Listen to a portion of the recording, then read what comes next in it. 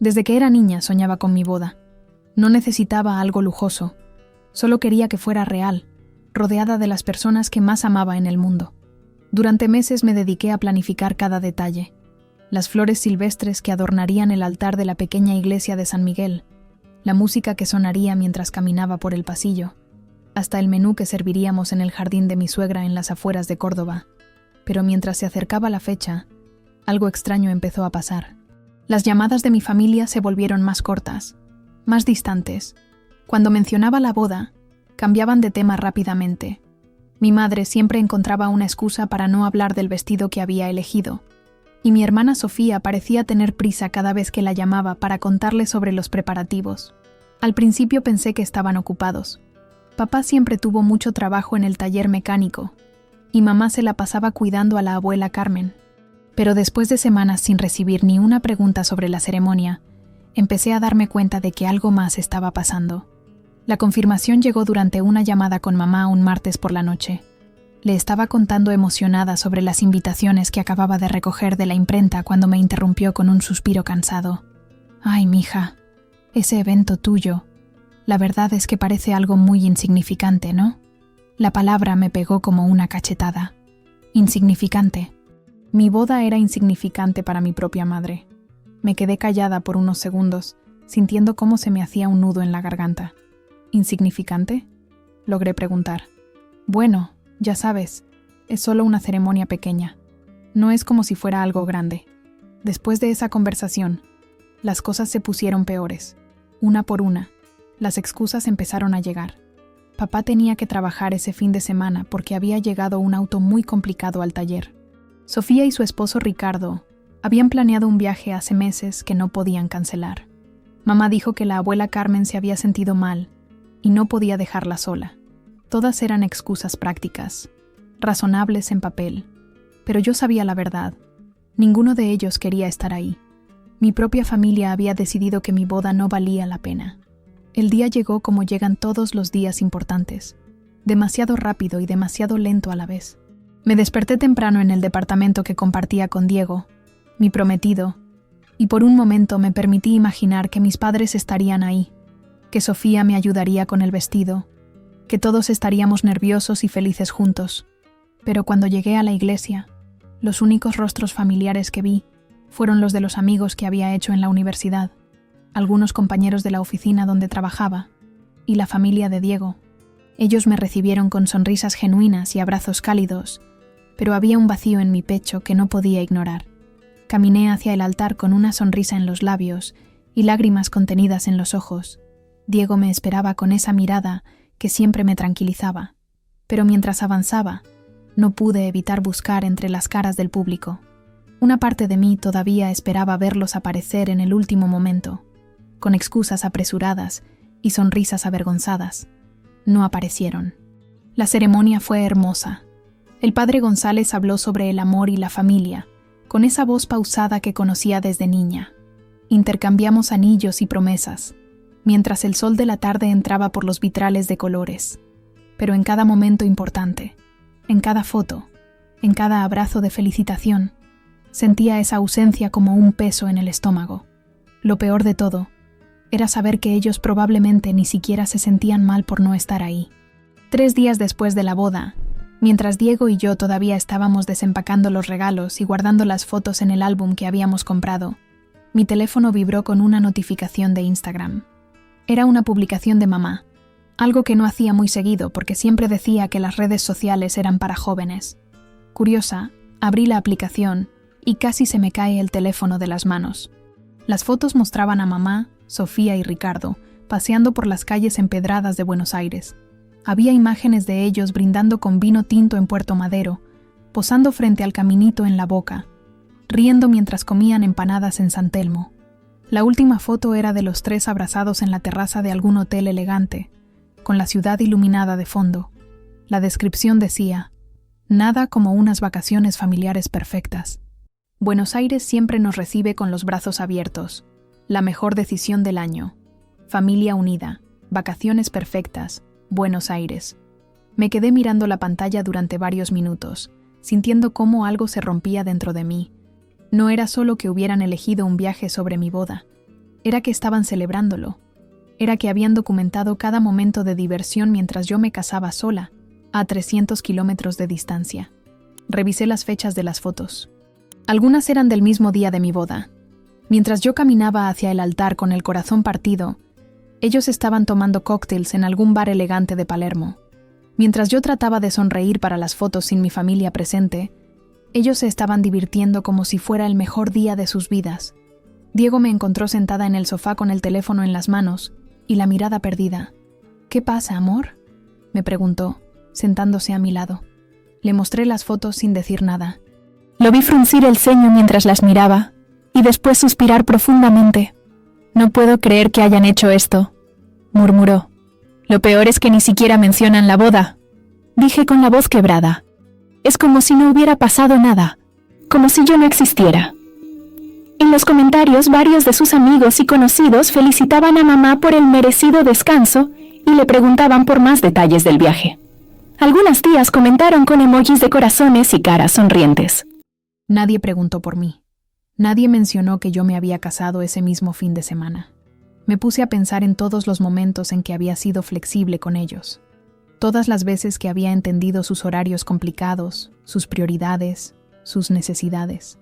Recordé las navidades en las que había viajado sola desde Córdoba hasta Rosario para estar con ellos, cargando regalos en el colectivo. Las veces que había prestado dinero cuando papá tenía problemas en el taller. Los cumpleaños de Sofía a los que nunca falté, aunque tuviera que faltar al trabajo. Pero cuando llegó mi momento, cuando necesité que estuvieran ahí para mí, eligieron Buenos Aires.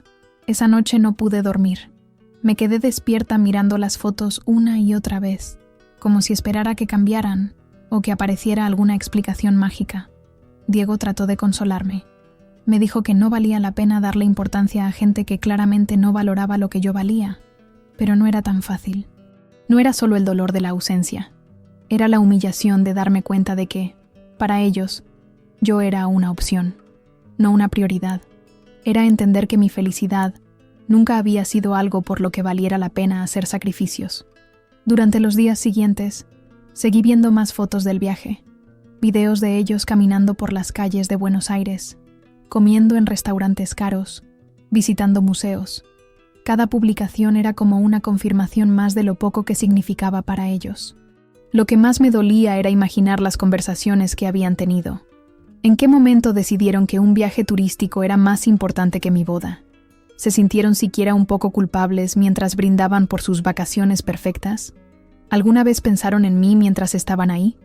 Una semana después, cuando finalmente guardé el teléfono y dejé de revisar sus redes sociales obsesivamente, me di cuenta de algo. No había recibido ni un solo mensaje de ninguno de ellos preguntando cómo había estado la ceremonia. Ni un «¿cómo estuvo todo?» casual. Ni un «perdón que no pudimos estar ahí». Nada. El silencio era ensordecedor, pero las fotos de Buenos Aires gritaban más fuerte que cualquier palabra. Las semanas pasaron como una niebla espesa que no se quería levantar. Traté de seguir con mi rutina normal, ir a trabajar en la oficina de contabilidad, almorzar con mis compañeras, hacer las compras para la casa que ahora compartía con Diego. Pero había algo roto en mí que no sabía cómo arreglar. Era como si llevara una herida invisible que nadie más podía ver. Cuando la gente me preguntaba por la boda, yo sonreía y decía que había estado hermosa, que habíamos sido muy felices. Pero por dentro, cada vez que tenía que explicar por qué no había fotos con mi familia, me moría un poco. ¿Y tus papás? ¿No tienes fotos con ellos?, me preguntó Carla, mi compañera de oficina, mientras mirábamos las fotos en mi teléfono durante el descanso del almuerzo. Estaban viajando, mentí, sintiendo cómo se me calentaban las mejillas. No pudieron estar. Qué lástima. Pero seguro que estaban súper orgullosos igual. Asentí y cambié de tema rápidamente, pero esa mentira me quedó resonando en la cabeza por horas. ¿Por qué estaba protegiendo a gente que no había hecho nada por protegerme a mí? En casa, Diego trataba de animarme, pero yo sabía que él también estaba confundido. Su familia había estado ahí desde el primer día. Habían preguntado por cada detalle. Su mamá incluso había llorado durante la ceremonia. Para él era imposible entender cómo una familia podía simplemente decidir no aparecer. Capaz que están esperando que vos les escribas primero, me dijo una noche mientras cenábamos empanadas que habíamos comprado en la esquina. ¿Yo? ¿Por qué tendría que escribirles yo? No sé, tal vez se sienten incómodos después de todo lo que pasó. Pero yo sabía que no era así. Conocía a mi familia lo suficiente como para saber que ellos no se sentían incómodos. Simplemente no les importaba. Igual, una parte de mí siguió esperando. Cada vez que sonaba el teléfono, por un segundo pensaba que podía ser mamá llamando para disculparse. Cada notificación de WhatsApp me hacía saltar, pensando que tal vez Sofía había decidido dar el primer paso. Pero pasaron 2 semanas, después 3, después un mes entero, y nada. Mientras tanto, seguían publicando cosas en sus redes sociales como si nada hubiera pasado. Mamá subió fotos de la comida que había preparado para el domingo. Sofía posteó selfies con Ricardo en el shopping. Papá apareció en una foto que subió su hermano durante un asado familiar. Toda la vida siguió normalmente para ellos. Fue en ese momento que empecé a darme cuenta de algo que había estado negando durante años. Yo siempre había sido la que hacía el esfuerzo en esa familia. Yo era la que llamaba para preguntar cómo estaban, la que se acordaba de los cumpleaños, la que viajaba para visitarlos. Cuando dejé de hacerlo, simplemente no hubo más contacto. No era que se hubieran olvidado de mí de repente, era que nunca habían estado realmente presentes.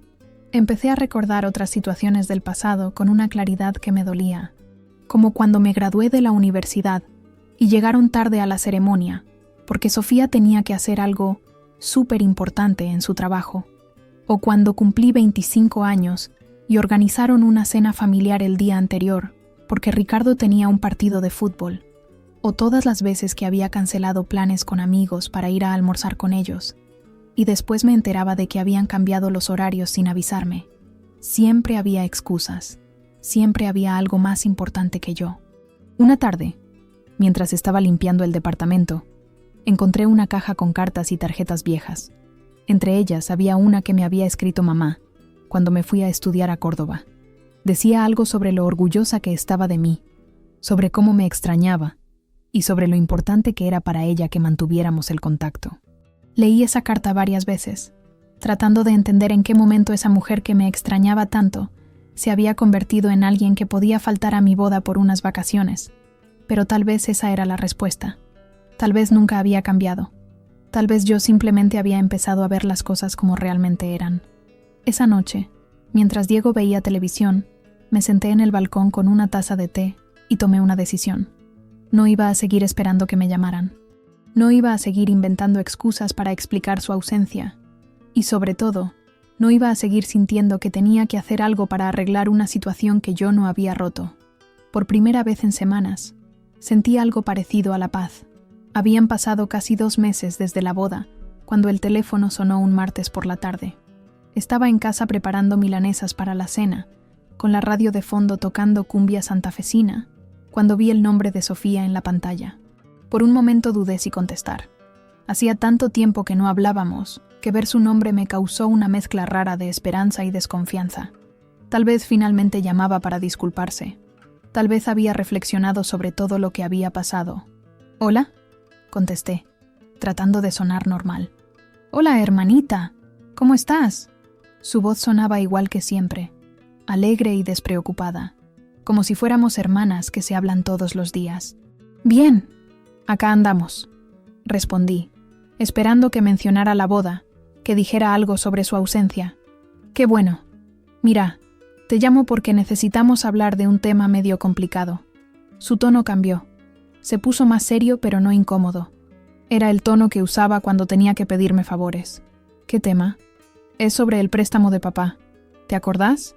El que sacó para arreglar el techo de la casa el año pasado». Me acordaba vagamente.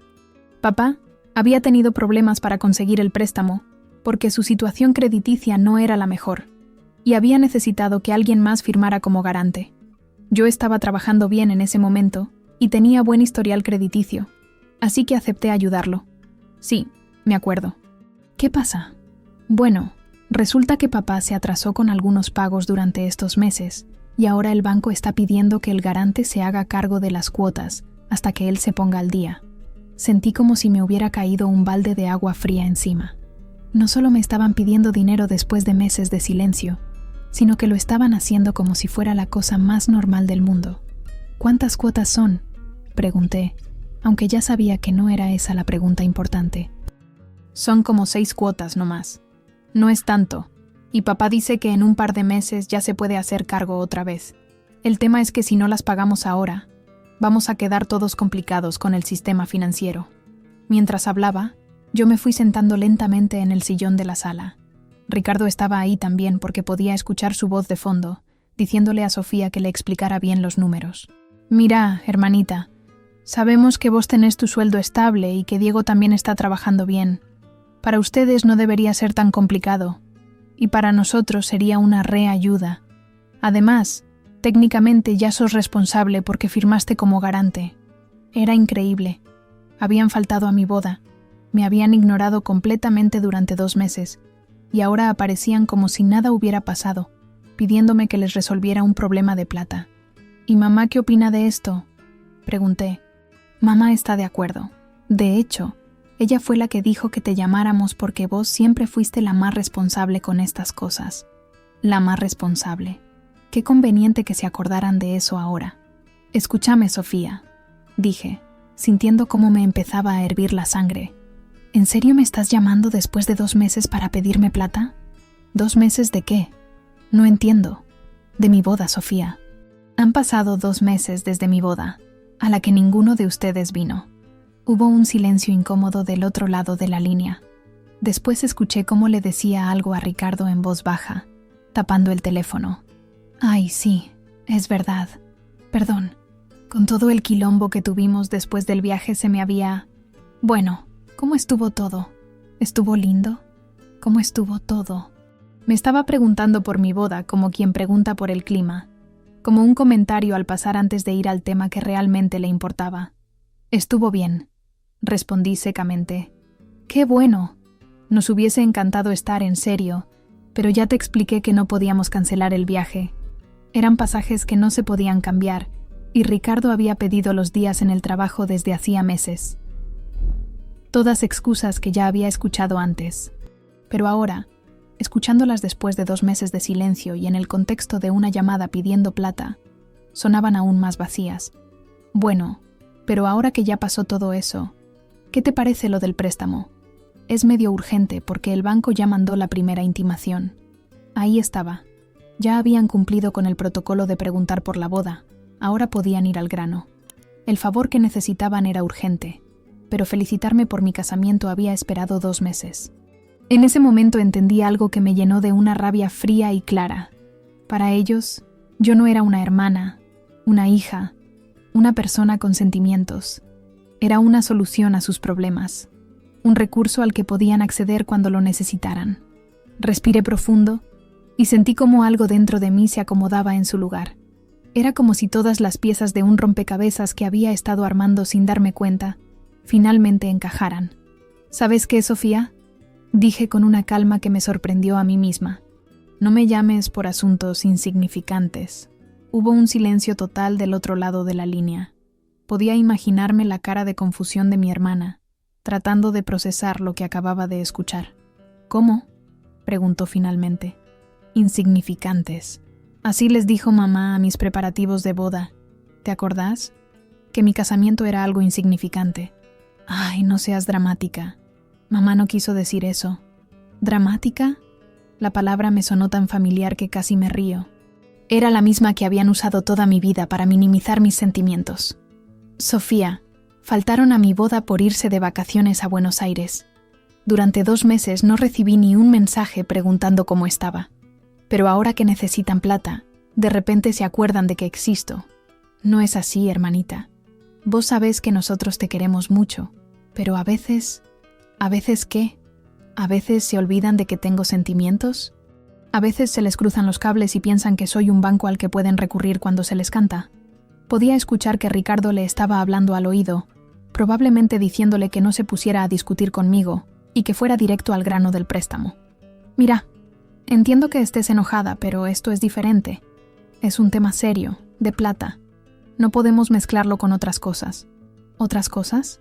«Sofía, ¿en serio estás llamando otras cosas al hecho de que me dejaron sola el día más importante de mi vida?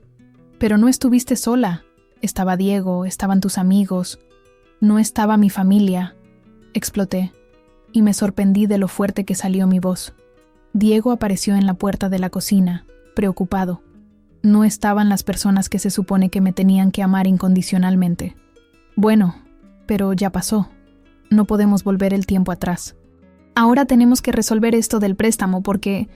No, ¿qué? No voy a resolver nada. No voy a pagar ninguna cuota. Y no voy a seguir siendo la hermana que siempre dice que sí a todo, mientras ustedes me tratan como si fuera invisible. Hubo otro silencio, pero esta vez pude escuchar claramente cómo Ricardo le decía algo a Sofía sobre no dejar que yo hiciera un berrinche por esto. Hermanita, sé que estás sensible por todo lo que pasó, pero esto es diferente. Esto es una responsabilidad que ya asumiste cuando firmaste. ¿Responsabilidad? ¿En serio me vas a hablar de responsabilidades? Sí, porque ¿dónde estaba tu responsabilidad como hermana el día de mi boda? ¿Dónde estaba la responsabilidad de mamá como madre? ¿Dónde estaba la responsabilidad de papá como padre? Ay, por favor, no mezcles. No, Sofía. Escúchame bien porque te lo voy a decir una sola vez. Yo cumplí con todas mis responsabilidades familiares durante años. Nunca falté a un cumpleaños, nunca dejé de ayudar cuando me necesitaron, nunca dejé de ser la hija y la hermana que ustedes esperaban que fuera. Pero cuando yo los necesité, cuando era mi momento de pedirles que estuvieran ahí para mí, eligieron irse de vacaciones. Pero ya te expliqué que... Ya sé las excusas, Sofía. Me las sé de memoria. Pero ¿sabes qué? Ya no me importan. Lo que me importa es que ustedes me enseñaron que hay cosas más importantes que la familia. Me enseñaron que las promesas se pueden romper si aparece algo más divertido. Me enseñaron que yo no soy una prioridad. No es así. Sí es así. Y está bien. Lo acepto. Pero si yo no soy prioridad para ustedes, ustedes tampoco van a ser prioridad para mí. Si mis sentimientos son insignificantes, sus problemas de plata también lo son. Ricardo debió haber agarrado el teléfono porque de repente escuché su voz. ¿Hola? ¿María? Mira, entiendo que estés enojada, pero esto es un tema serio. Si no pagas las cuotas, tu historial crediticio también se va a ver afectado. Ricardo, dije con una tranquilidad que no sabía que tenía. Durante 5 años fui tu cuñada. Nunca me faltaste el respeto. Nunca me ignoraste. Siempre fuiste cordial conmigo. Pero ese día elegiste ir de vacaciones en lugar de acompañarme en mi boda. Así que ahora, por favor, pásame a mi hermana y no te metas en conversaciones que no te incluyen. Hubo un murmullo confuso, y después Sofía volvió al teléfono. María, no puedes estar hablando en serio. Estoy hablando completamente en serio. Y te voy a decir algo más. La próxima vez que me llamen, que sea para disculparse. No para pedir favores, no para contarme sus problemas. No para nada que no sea reconocer que me lastimaron y que quieren arreglar las cosas. Pero el préstamo es problema de ustedes. Deberían haber pensado en eso antes de elegir Buenos Aires sobre mi boda. Y colgué. Me quedé sentada en el sillón con el teléfono en la mano por varios minutos, sintiendo cómo me temblaban las piernas. Diego se acercó y se sentó a mi lado sin decir nada. Solo puso su mano sobre la mía. ¿Estás bien?, me preguntó después de un rato. Creo que sí, respondí, y me sorprendió darme cuenta de que era verdad. Creo que estoy mejor de lo que he estado en meses. Durante los días siguientes, esperé que me llamaran de vuelta. Una parte de mí pensaba que tal vez Sofía hablaría con mamá, que mamá se daría cuenta de lo que había pasado y me llamaría para arreglar las cosas. O que papá, al enterarse de la conversación, se sentiría culpable y querría hablar conmigo. Pero no pasó nada de eso. En cambio, 3 días después, recibí un mensaje de WhatsApp de un número que no conocía. Era de un abogado del banco, explicándome que como garante del préstamo, tenía que ponerme en contacto con ellos para resolver la situación. Aparentemente, mi familia había dado mi número como contacto alternativo. Leí el mensaje 2 veces, y después lo borré sin responder. Esa misma tarde, mientras tomaba mate en el patio, empecé a pensar en todas las veces que había cedido antes. Todas las veces que había puesto las necesidades de mi familia por encima de las mías propias, pensando que eso era lo que se suponía que tenía que hacer. Cuando papá necesitó plata para comprar herramientas nuevas para el taller, Yo cancelé las vacaciones que tenía planeadas con Diego para prestársela. Cuando Sofía tuvo problemas en su trabajo, yo la escuché durante horas por teléfono, dándole consejos y apoyo emocional. Cuando mamá se sintió sola después de que la abuela Carmen se mudó al geriátrico, yo manejé 2 horas todos los fines de semana para hacerle compañía. Siempre había estado ahí. Siempre había sido la responsable, la comprensiva, la que solucionaba los problemas. Pero cuando llegó mi momento, cuando necesité que estuvieran ahí para mí, no lo estuvieron. Y lo peor de todo era que ni siquiera parecían entender por qué estaba lastimada. Una semana después de la llamada con Sofía, estaba almorzando en el trabajo cuando mi compañera Carla me preguntó si todo estaba bien. «Te veo diferente», me dijo. No sé, como más tranquila. ¿Tranquila?, pregunté, porque era la última palabra que habría usado para describir cómo me sentía. Sí, como menos tensa. Antes siempre estabas preocupada por algo, siempre tenías alguna cosa familiar que resolver. Ahora parece que estás más relajada. Esa tarde, camino a casa, me puse a pensar en lo que había dicho Carla. Era verdad que durante años había vivido con una ansiedad constante por mantener contentos a todos en mi familia. Siempre me preocupaba si había llamado lo suficiente, si había ayudado lo suficiente, si era una buena hija y una buena hermana. Pero ahora, por primera vez en mucho tiempo, no tenía esa presión. No tenía que estar pendiente de los problemas de papá con el taller, ni de los dramas laborales de Sofía, ni de los estados de ánimo de mamá. No tenía que ser la que resolvía todo, la que siempre estaba disponible, la que siempre decía que sí. Era liberador y aterrorizante al mismo tiempo. Un mes después, durante un sábado lluvioso, encontré una carta en el buzón. Era de mamá, escrita a mano en su letra prolija de maestra jubilada. La abrí con el corazón acelerado, pensando que tal vez, finalmente había entendido lo que había pasado. La carta era corta. Decía que estaba preocupada por mí, que sabía que estaba pasando por una etapa difícil, pero que no podía permitir que mis cambios de humor afectaran a toda la familia, que papá estaba muy estresado por el tema del préstamo y que yo era la única que podía ayudar a solucionarlo, que esperaba que reflexionara y que los llamara pronto para arreglar este malentendido. Leí la carta 3 veces y después la guardé en un cajón. No la tiré porque sabía que era importante recordar exactamente cómo había sido esa conversación unilateral, cómo me habían reducido a una adolescente caprichosa que estaba teniendo cambios de humor, pero tampoco la contesté. Esa noche, mientras cenábamos pizza casera que había hecho Diego, le conté sobre la carta. «¿Qué vas a hacer?», me preguntó. «Nada», respondí. «Van a tener que acostumbrarse a que no siempre voy a estar disponible para resolver sus problemas. ¿Y si el banco te sigue molestando por el préstamo? Ya veré qué hago cuando pase. Pero no voy a ceder por miedo». Diego me sonrió de esa manera que tenía cuando estaba orgulloso de mí.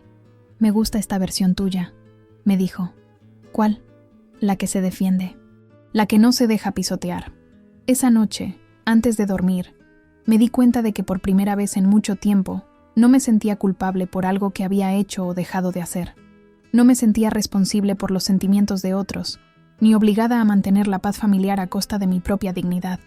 Me sentía en paz conmigo misma, y eso era suficiente.